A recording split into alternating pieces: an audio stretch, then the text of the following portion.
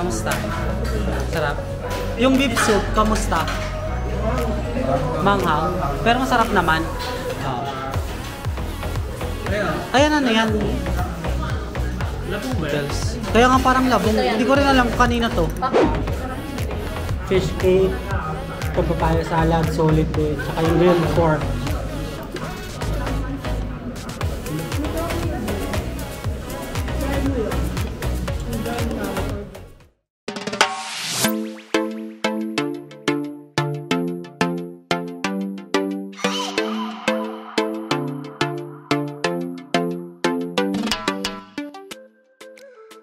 Hi guys, this is Los Furukawa and welcome back again to another Bangkok vlog. And for today's vlog guys ay pupunta tayo ngayon sa isang Michelin Guide restaurant, which is ang Polo Fried Chicken or yung Soy Polo.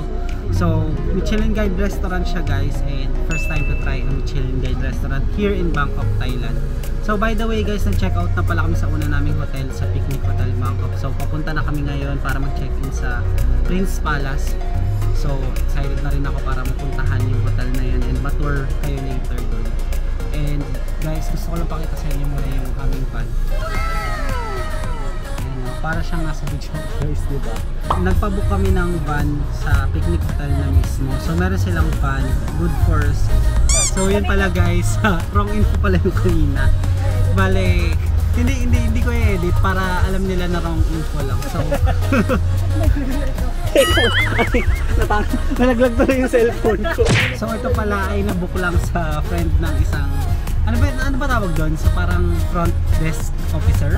Bali nagpabook lang kami doon and ang binayaran lang namin is 600 baht, good for 7 person na, and also yung bagahe namin is napakarami din. Kaya nagkasya naman sa isang napakalaking van na ito. You know, meron man silang malaking lagayan sa likod.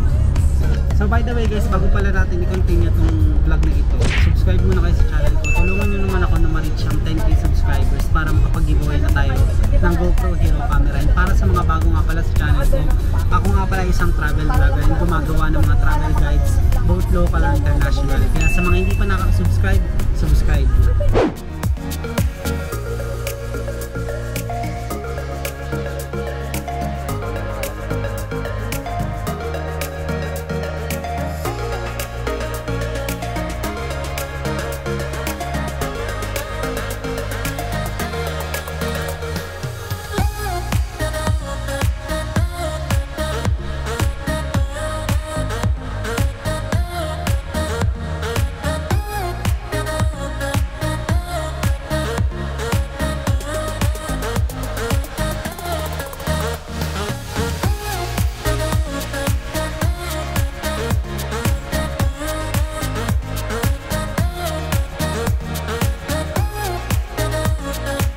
So nandito na tayo ngayon guys sa tapat ng Prince Palace Hotel.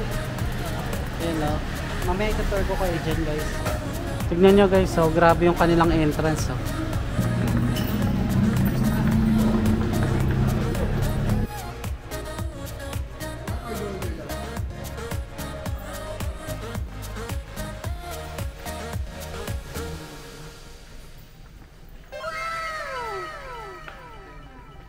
So nakapag-check-in na kami guys and pababa na rin kami dito sa Prince Palace Hotel. So mamaya itutur ko kayo dito, pero ngayon pupunta muna tayo sa Polo Fried Chicken para kumain ng lunch. Since hindi pa ako nag-lunch and nag-aamusal din, kaya gutom na rin ako.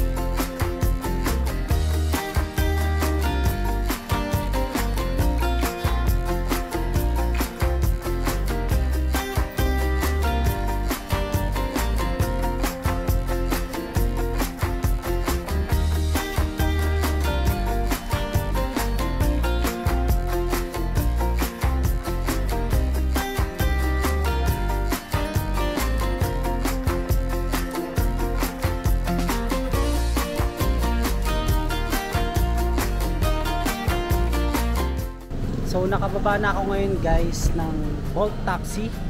And saan siya? Saan yung daan? Papunta sa Soy Polo. Bakit nandun sila Hana kanina? Soy Polo? Polo like that? Fried chicken, Soy Polo. Guys, medyo nakakaya kasi sa condominium kami binaba ni Kuya. Akala namin dito sa kainan. Kaya pala hindi magets ni Kuya kung saan yung fried chicken. Kasi condominium pala yun. So, hindi ba ito? Yung may gate? Hindi, no? Parang hindi accurate yung sa maps na yun. Nagaya daw tayo. So ito na guys, yung Polo Fried Chicken. Medyo naligaw kami. Nilito kami ng map, ayan na, pero yan na. So papasok na kami. Ang daming tao pala guys. Ayan. Maraming tao pala.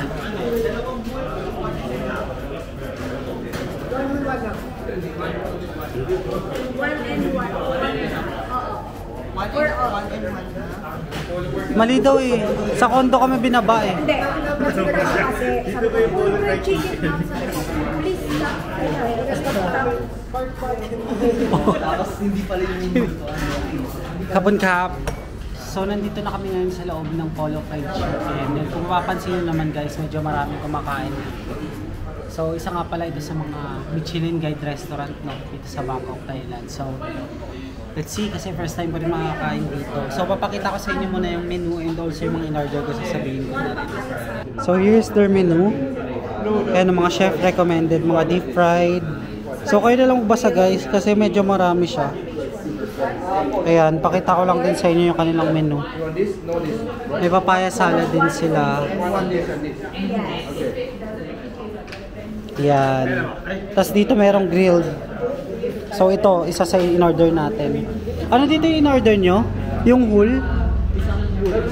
Isang whole, isang half. Okay. Tapos ito, grilled pork. And meron din sila ditong larb or spicy salad. Yan o, choice of minced pork, chicken, duck, beef larb. Marami pa guys. May soup din sila. So umorder din yung mga kasama ko ng spicy beef soup.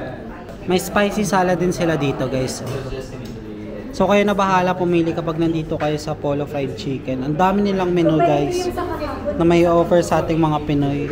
And mukha naman masarap based sa mga pictures. So excited na ako matry itong mga to.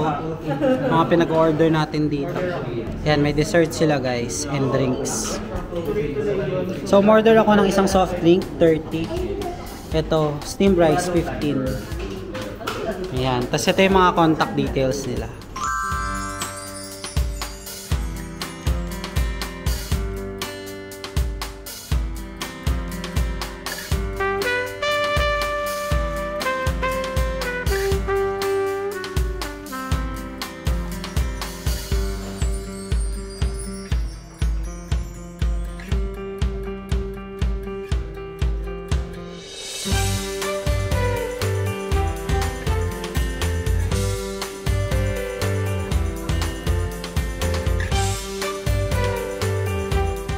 Tignan nyo guys yung Coca-Cola nila dito. Medyo malaki yung mismo nila. So dumating na yung rice. Dumating na rin yung grilled pork.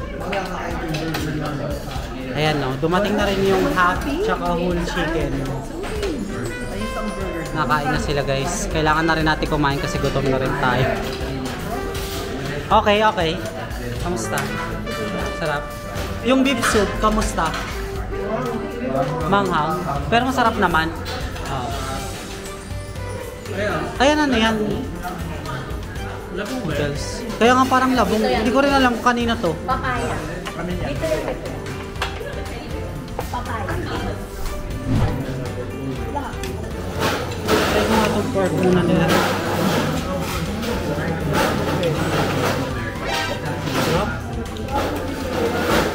Guys, wala ko sinitry nitong pork. Ano yan? Pork. Umorder ka ba? Grilled. Ako umorder. Try nyo. Nanay ka dyan? Ano yung nasa chicken? Parang garlic. Ano nga parang garlic? Kaya pala lasang ano, bawang. Ayaw nyo na yung papaya? Hindi nyo trip? Pero masarap siya for me. Pati yung crab, ayaw nyo yung crab?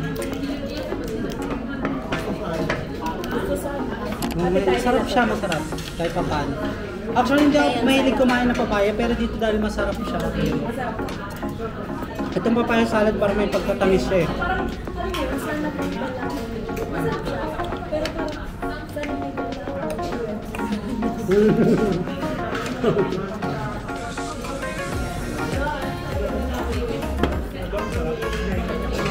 I-expect ako cheesecake.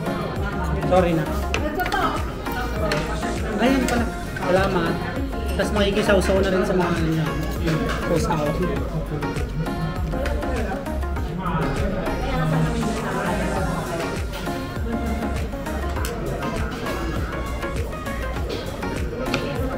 Ang sarap ng fish cake, ang lambot lang.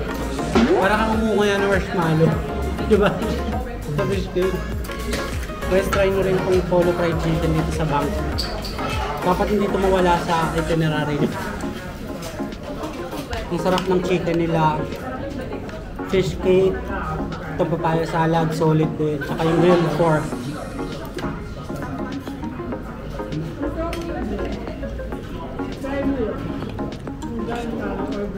Guys, aftermath. Hindi namin maubos lahat ng mga foods. Mga busog na sila. Ayun, ang dami pa oh. Medyo nakakabusog yung foods nila dito, guys. Ang lalaki kasi ng serving. Pati yung sinigang. Ay, sinigang, di ba? Tara na, let's go na. So guys, doon na kami kumain sa Michelin Guide na polo fried chicken. And pabalik na kami ngayon sa hotel. So baka mag-book na lang din kami ng Grab, guys, para makabalik din. Since medyo malayo rin siya. I think pang araw 20 minutes na yung biyahe.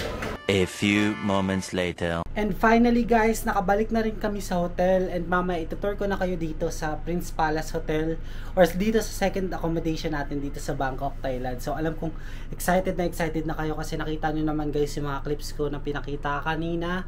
And also ngayon sa kwarto ko with this beautiful view. Yan guys, so beautiful view of Bangkok City. So hindi nyo masyado makita, di ba? Pero anyways, later pakita ko sa inyo. And excited na rin ako mamaya mag-swimming sa kanilang pool bar. So may bar sila doon and swimming pool sa baba. So let's go guys. And kung muna tong vlog na to for the Michelin Guide restaurant here in Bangkok City. So guys, yun lang. If you guys like this video, don't forget to follow me on the Facebook page and Instagram at Lost Furukawa.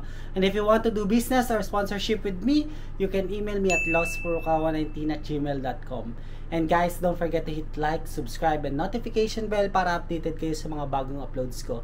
That's it guys. I really appreciate you being here. Let's start on another vlog again in the next one. Bye!